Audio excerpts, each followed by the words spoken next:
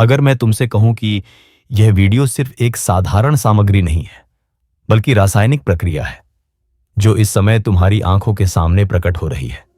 तुम यहां यूं ही नहीं पहुंच गए हो, तुम्हें मार्गदर्शन मिला है। तुम्हारे भीतर कुछ अत्यंत गहरा है जिसने यहां तक बुलाया है।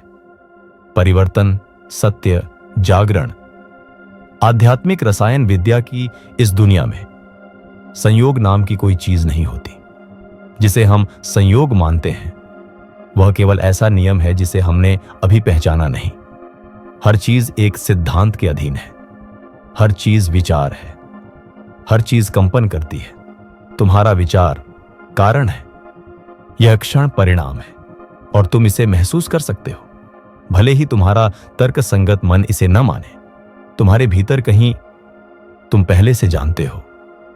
यह तुम्हारे लिए पूर्व निर्धारित है, क्योंकि द कायबलियन, वह रहस्यमयी छुपी हुई पुस्तक जो सदियों तक केवल दीक्षितों द्वारा जानी गई, हर किसी को नहीं पुकारती।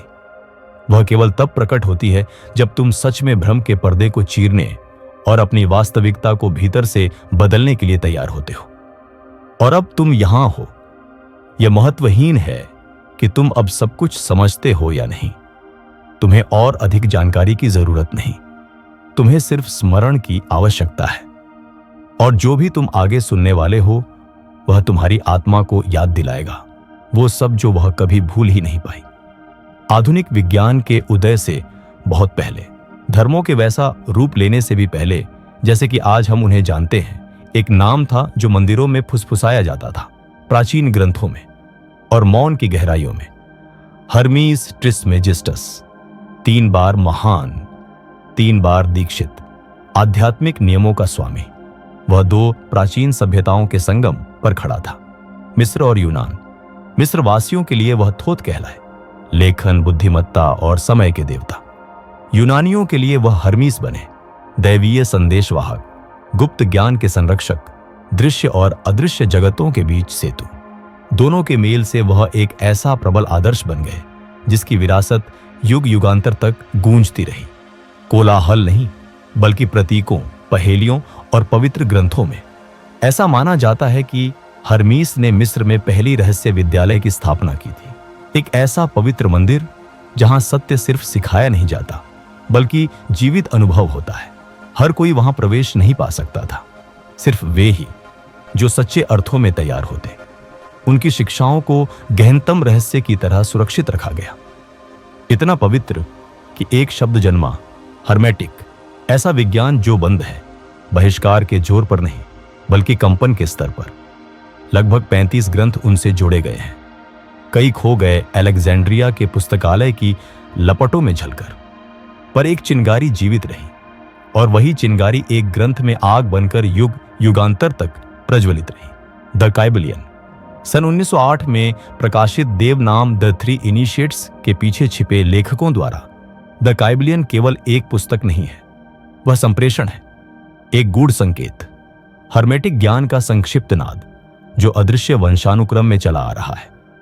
भाषा आधुनिक है, परंतु सार अति प्राचीन। उसकी शक्ति विवेचन में नहीं, कंपन में निहित है।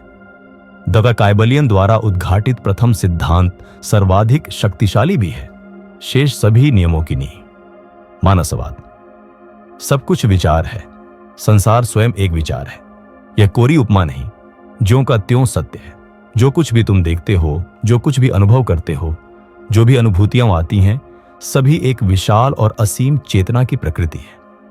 ते ओ हल, सभी का मूल स्रोत, रचना के पीछे अनंत बुद्धि।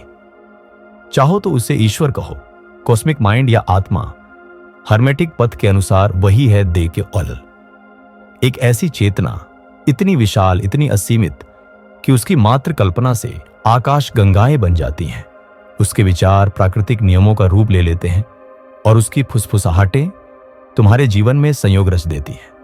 और सबसे महत्वपूर्ण बात जो अक्सर भुलाई जाती है, तुम इस चेतना से अलग नहीं हो, तुम उसी के भीतर हो। तुम उसके मन के एक विचार हो, उसी अग्नि की एक चिंगारी। मतलब तुम्हारे विचार भी सर्जक हैं, केवल प्रतीक से ही नहीं बल्कि प्रकृति के नियम की भांति। तुम्हारा आंतरिक संसार बाहरी जीवन का खाका है, तुम्हारे विश्वास, तुम्हारी भावनाएं, वो सारी कथाएं जो दिन रात तुम्हारे भीतर चलती हैं, यही है तुम्हारी जीवन स्थापत्य की नींव। तुम जो चाहते हो उसे आकृष्ट नहीं करते, तुम वही आकर्षित करते हो जिसे तुम साकार करते हो। इसीलिए बुद्ध ने कहा कि दुख मन से शुरू होता है। यीशु ने कहा आस्था पर्वत हिला सकती है। क्वांटम भौतिकी बताती है किसी कण का पर्यवेक्षण उसके व्यवहार को बदल देता है, क्योंकि हकीकत तुम पर घटित नहीं होती, वह तुम्हारे माध्यम से प्रकट होती है।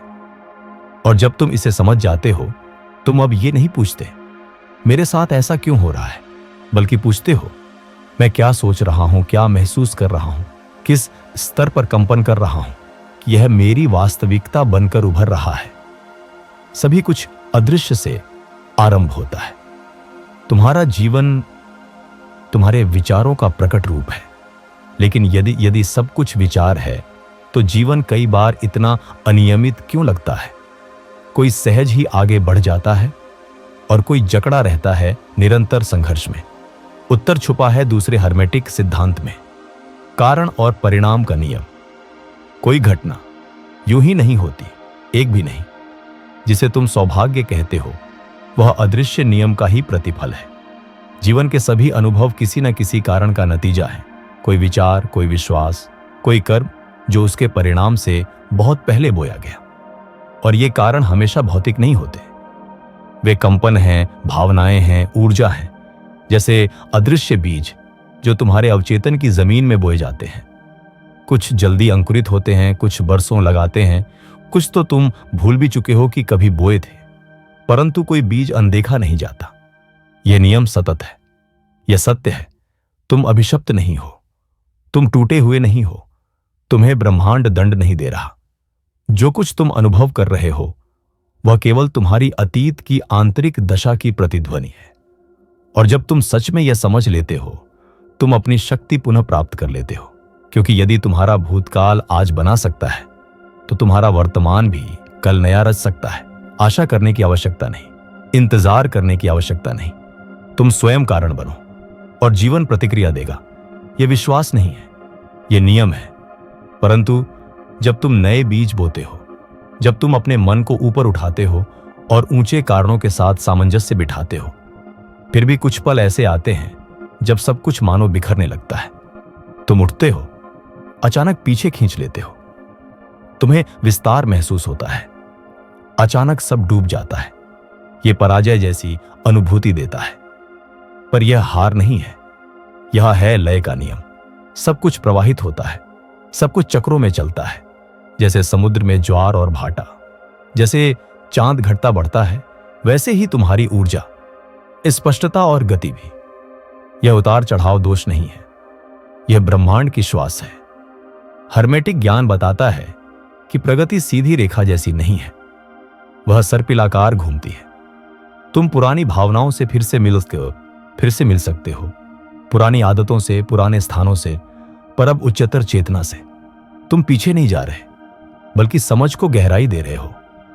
तुम अपनी आत्मा का वृत्त पूरा कर रहे हो, और यही मुख्य बात है। उस घाटी से संघर्ष मत करो, उसका उपयोग करो। ऊर्जा का उतरना समावेशन के लिए है, ऊर्जा का उठना सर्जना के लिए। इन दोनों के बीच की नृत्य परिवर्तन है। जब तुम लय को समझ लेते हो, तब गिरावट से डरना छूट जाता है। तुम उसका सम्मान करते हो, क्योंकि अब तुम जानते हो उसके बाद क्या आने वाला है।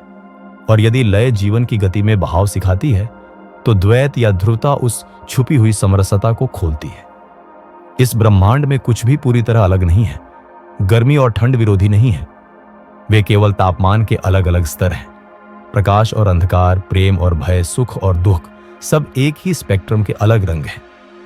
हर्मेटिक ध्रुवता कहती है हर चीज दोहरी है, हर चीज के दो ध्रुव हैं। प्रतीत होने वाले विरोधी असल में समान है, सिर्फ उनकी मात्रा भिन्न है। इसका अर्थ है जो बात तुम खराब मानते हो वह अच्छाई का ही न्यूनतम कंपन है। जो तुमसे डराते हैं उन्हें शक्ति में बदल सकते हो। जो तुम्हें चोट पहुंचाता है उसका कायांतरण उपचार में हो सकता है। उसका रहस्य स्तर को स्थानांतरित करो। भय से मत लड़ो, उसे चेतना में बदलो। क्रोध को मत दबाओ, उसे एकाग्र, उद्देश्यपूर्ण कर्म बना दो। दुख से मत भागो, उसे और गहरे प्रेम की मिट्टी बना दो। तुम्हारा कार्य अंधकार को मिटाना नहीं, बल्कि उसे प्रकाशित करना है, उसका कंपन ऊंचा करना है।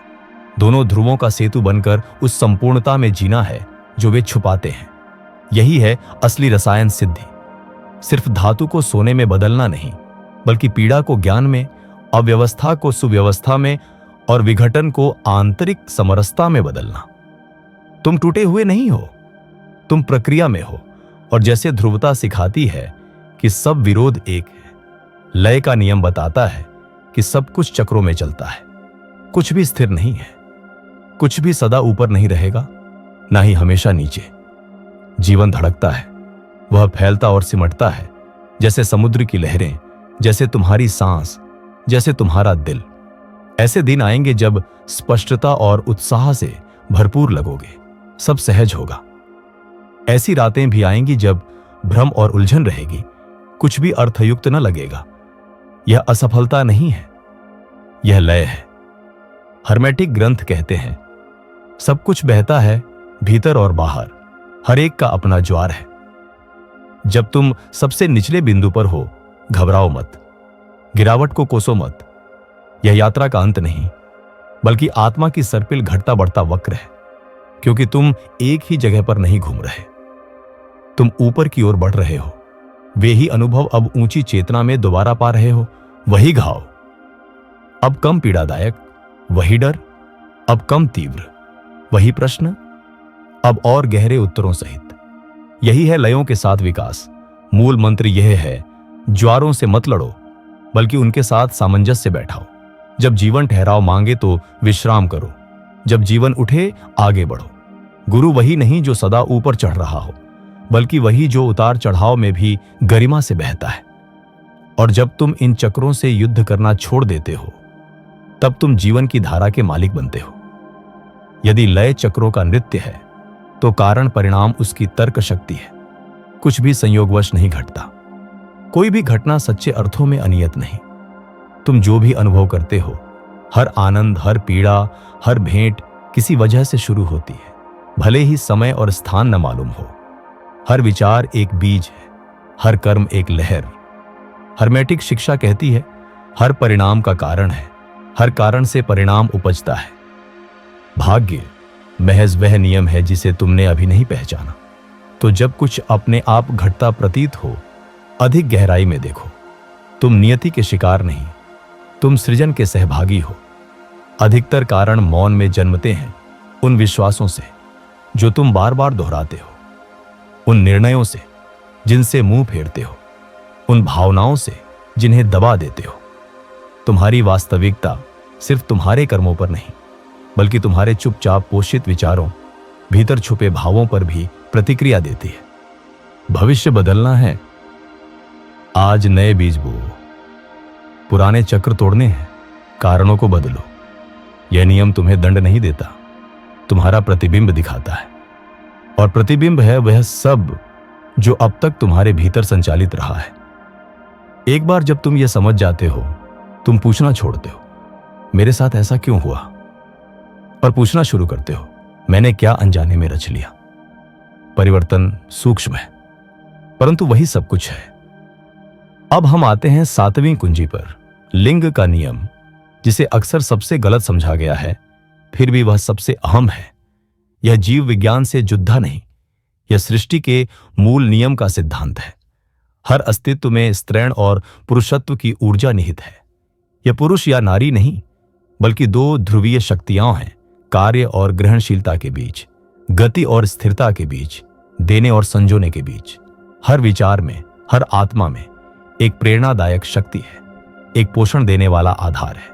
एक बोलता है, एक सुनता है, एक आगे बढ़ाता है, दूसरा ग्रहण करता है, पालता है, आकार देता है। सोचो, कोई विचार पुरुषत्व ऊर्जा है, पर जब तक उसे संजोया न जाए भावना से, कल्पना से, विश्वास से, वह जड़ नहीं पकड़ेगा। दिशाहीन भावना ठहर जाती है, मौन विचार मुरझा जाते हैं। तुम्हें दोनों चाहिए, कर्म की ज्वाला और पोषण की कोख। जब ये दोनों सिद्धांत तुम्हारे भीतर संतुलित होते हैं, तब तुम सच्चे मायनों में सर्जक बनते हो। समरसता, पूर्णता, नियत के साथ वास्तविकता की सृष्टि और सघनता के साथ उसका पारसा पालन। अगर तुम एक को नकारते हो, तुम विभाजित हो जाते हो। अत्यधिक पुरुषत्व, लक्ष्य की आग में झुलसना। अत्यधिक स्त्रैणता, सपनों में उलझ जाना बिना क्रियान्वयन के। कुंजी है समरसता, और यहीं से हर रूपांतरण का आरंभ होता है। और अब जब हम हर्मेटिक के 7 सिद्धांतों की यात्रा के अंतिम सोपान पर खड़े हैं, एक गहरा सत्य तुम्हारी चेतना में गूंजने लगता है। ये समस्त नियम एक ही हैं। वे अलग अलग स्तंभ नहीं, बल्कि उसी संपूर्ण ब्रह्मांडीय बुद्धि की अभिव्यक्ति है। मानसवाद उसकी संरचना है, प्रतिसंगति उसका दर्पण है, कंपन उसकी धड़कन है, ध्रुवता उसका विरोधाभास है, लय उसका गति तत्व है, कारण परिणाम उसकी प्रत्यक्षा है, लिंग उसका सृजन है। साथ मिलकर यह वास्तविकता का मूल कोड है। हर अनुभव के पीछे अदृश्य व्यवस्था। बहुत से लोग इन शक्तियों की मौज में बह जाते हैं, अचेतन, प्रतिक्रियाशील, सोए हुए। पर कोई दीक्षित जो याद करने का निश्चय करता है, इन नियमों का मार्गदर्शन पा सकता है, न इन्हें वश में करने के लिए, न इन्हें चलाने के लिए, बल्कि इनके साथ एकात्म होने के लिए। और इस सामंजस्य में जीवन प्रतिक्रिया देना शुरू करता है। तुम अपनी वास्तविकता का पीछा नहीं करते, तुम उसे खुद गढ़ते हो। दबाव से नहीं, अनुनाद से, भय से नहीं, बल्कि भीतर की गहन समझ से। ये नियम आदेश नहीं है, वे साधन है, मानने के लिए नहीं, अपितु जीवित अनुभव के लिए।